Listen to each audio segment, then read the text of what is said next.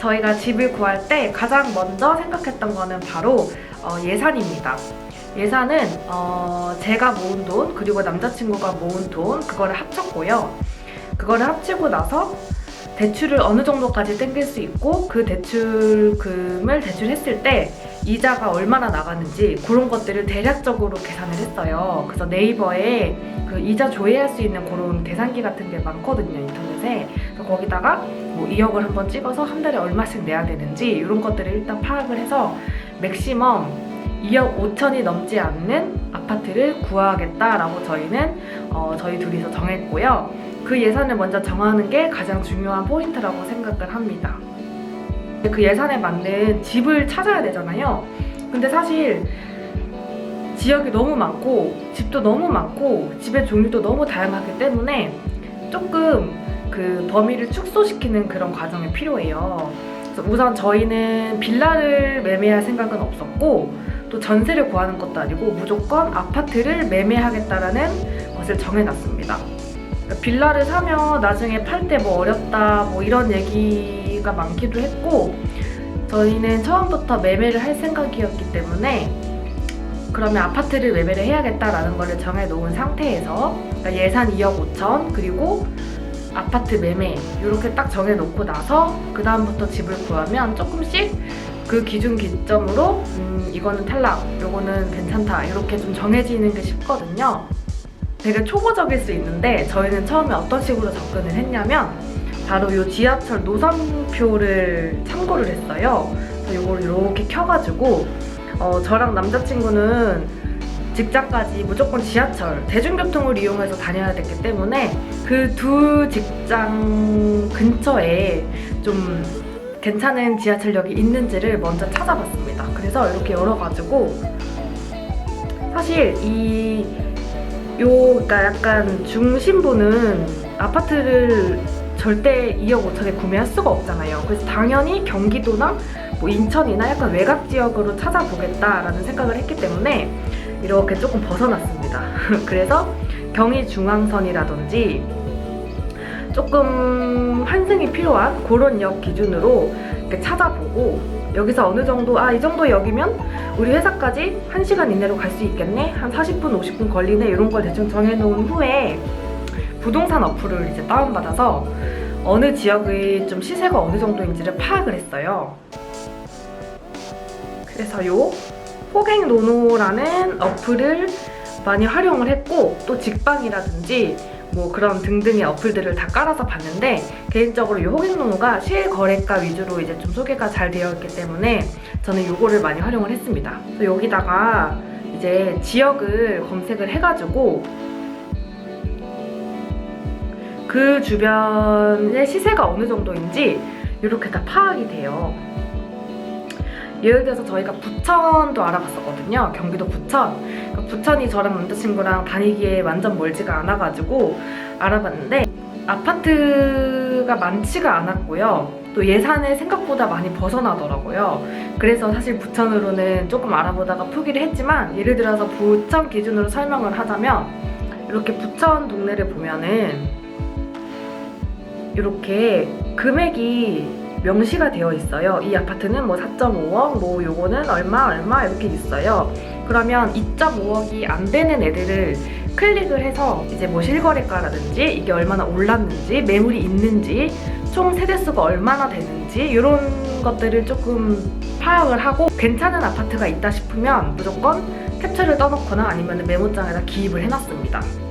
토요일에 직접 그 지역에 가봤습니다. 저희가 둘 다 직장인이기 때문에 토요일을 활용을 많이 했고요. 왜 토요일이었냐 하면은 일요일에는 부동산 문을 다 닫지만 토요일에는 부동산 문을 다 열거든요.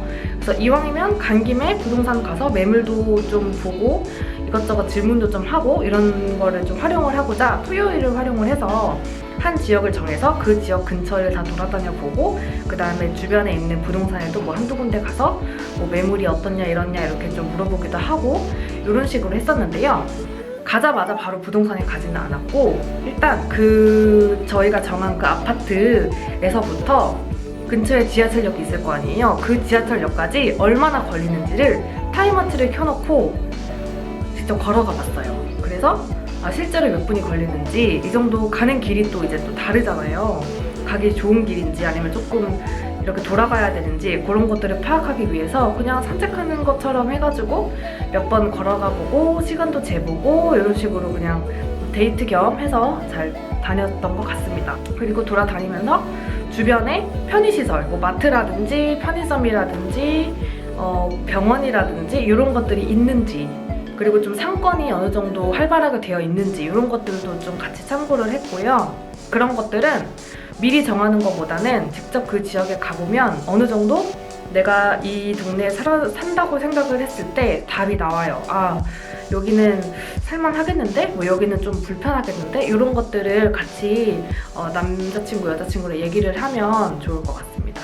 그 지역 부동산에 전화를 걸어서 제가 이 아파트 여기 관심이 있는데 토요일에 매물을 좀 보러 가고 싶다라고 얘기를 해놔요. 그러면 대부분 부동산에서 다 적극적으로 매물을 찾아주세요. 그들이 수수료를 받아야 되니까. 그래서 매물을 몇 개 찾아놓으면 약속을 정해서 그날 가서 같이 부동산 하시는 분이랑 돌아다니면서 매물을 실제로 안에 들어가서 보기도 하고, 뭐 한 두세 개, 하루에 두세 개에서 세네 개, 많게는 세네 개까지도 그 주변에 있는 근방 아파트들을 다 한번 돌아다녀 봅니다. 이게 제가 그냥 어플 통해서 찾은 몇 군데도 있었지만 부동산에서는 그 근방에 이 정도 시세에 되는 애들이 또 매물이 많이 있다는 걸 알고 있기 때문에 조금 더 많이 볼 수 있어요. 그래서 저는 필히 부동산을 껴서 좀 매물을 여러 가지 보는 거를 추천해 드립니다. 이제 어느 정도 부동산 껴서 돌아다니다 보면은 좀 마음에 드는 아파트 구조라든지 위치라든지 그런 것들이 좀 더 좁혀지거든요. 그러면 이제 본격적으로 그 아파트에서도 매물이 여러 개가 있을 거잖아요. 그 매물 중에 어떤 매물을 선택할지에 대한 거를 또 정해야 됩니다. 보다 보면은 저는 이제 나중에 이 아파트로 오고 싶다는 생각을 하고 나서 이 아파트에 대한 매물만 한 5군데 정도, 6군데 정도를 열심히 봤던 것 같아요. 근데 그때 보면서 느낀 점이 인테리어가 어느 정도 되어 있는 집이 있었고, 그 다음에 인테리어가 전혀 안 되어 있는 집도 있었고, 인테리어를 되게 열심히 해놓으신 집이 있었고, 여러 그런 사람들이 있었는데 저 같은 경우에는 인테리어를 제가 직접 다 온수리를 하고 싶다는 생각을 했기 때문에 무조건 하나도 안 되어 있고 가장 싼 집을 골랐어요. 애매하게 되어 있는 집들도 보면은 사실 아무것도 안 된 집보다는 훨씬 들어갔을 때 깔끔하고 좋아 보이는데, 보다 보면은 이 부분은 내가 고치고 싶다, 이 부분은 좀 내 스타일이 아니다라는 부분이 분명히 있단 말이죠. 그러면 애매하게 예산을 아끼는 게 되는데, 저는 그냥 올수리를 할 생각이었기 때문에 아예 그냥 인테리어가 안 되어 있는 집, 가장 저렴한 집으로 고르는 거를 중점에 뒀고, 또 이 아파트, 보통 이제 구축 아파트의 문제점이 주차 공간이 부족하다는 거예요. 그래서 주차 공간이 지하에 요즘 아파트들은 2층, 3층까지 있고 또 엘리베이터 바로 통해서 가는 그런 시스템이 갖춰져 있는데, 구축 아파트는 그런 게 잘 없고 지상에다가 되는 곳도 많고 지하 주차장이 1층만 있는 곳도 있고 되게 다양하잖아요. 제가 호갱노노 어플을 보면은 그 실거주민들 후기에 주차 공간이 부족한 게 되게 아쉽다, 주차 공간이 협소하다, 이런 후기가 구축 아파트에는 특히 더 많아요. 그래서 저는 이제 그것도 참고를 했지만 실제로 퇴근하고 저녁 늦게, 밤 늦게 9시, 10시에도 그 아파트에 방문을 해봤습니다. 그러면 이제 다들 퇴근하고 이제 오는 시간에 차를 대야 되는 그 시간에 얼마나 혼잡스럽고 얼마나 차가 많고 주차 공간이 부족한지를 파악할 수가 있거든요. 그래서 예를 들어서 제가 또 한 군데, 지금 이 동네 말고 다른 동네 아파트도 한번 본 적이 있는데, 거기는 저녁에 제가 갔을 때 2중 주차, 3중 주차까지 되어 있었고, 그래서 사람이 다닐 길이 부족할 정도로 주차 공간이 빽빽했었어요. 그래서 그걸 보고 나서 바로 마음을 딱 접었습니다.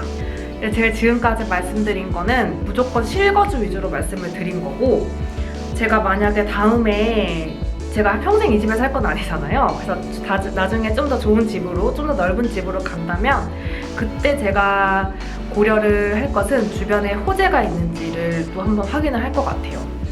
사실 지금 여기 올 때나 뭐 제가 집을 알아볼 때나 주변에 호재가 있는지를 크게 생각을 하지 않았어요. 그냥 단지 지금 현재 기준으로 있는 지하철역 근처만 봤었고, 뭐 나중에 여기에 이런 역이 들어온다더라라는 얘기를 제가 들은 적은 있지만 그거는 제 의사결정에 영향을 미치지 않았는데, 살다 보니까 이런 교통 호재가 있는 곳들이면은 좋겠다라는 생각이 드는 게, 물론 집값이 올라봤자 어차피 제가 지금 살고 있는 집이기 때문에 막 크게 뭐 고려가 돼야 된다는 생각은 하지 않고 있어요.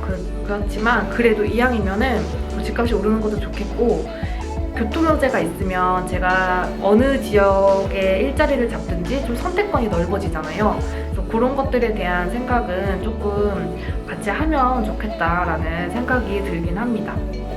근데 사실 교통호재 있는 곳은 이미 가격이 뛰어 있는 곳도 있고 모든 조건을 다 만족할 수는 없어요. 그래서 그냥 현재 시점 기준으로 자기가 회사를 다니고 생활을 하는데 문제가 없는지, 뭐 불편한 건 없는지 그런 것들만 좀 꼼꼼하게 살펴보시면 좋을 것 같습니다.